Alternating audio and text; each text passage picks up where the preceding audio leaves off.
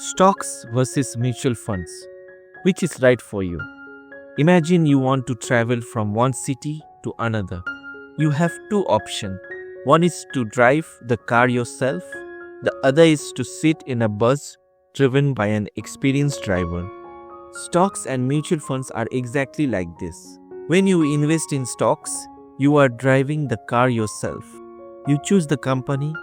You decide when to buy. You decide when to sell. If you drive well, you reach fast. If you make a mistake, you can have an accident. When you invest in mutual funds, you sit in the bus driven by an expert. Many people sit in the same bus. The driver is the professional fund manager. He knows the road, he knows the speed, he knows the risk.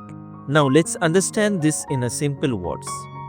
When you buy a stock, you buy a small piece of one company. Your money depends fully on that one company. If that company grows, your money grows fast. If that company falls, your money also falls fast. But in mutual funds, your money is not in one company.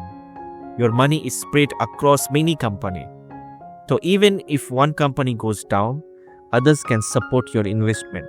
That is why stocks are risky but can give high return, and mutual funds are safer but give steady returns. Now let's talk about efforts. Stocks needs time, study, and experience. You must watch news, results, charts, and market movements. Mutual funds are simple. You can invest and forget, and just check once in a while. Let me give you a small real-life example. Two friends started investing. One friend bought only one company's stock.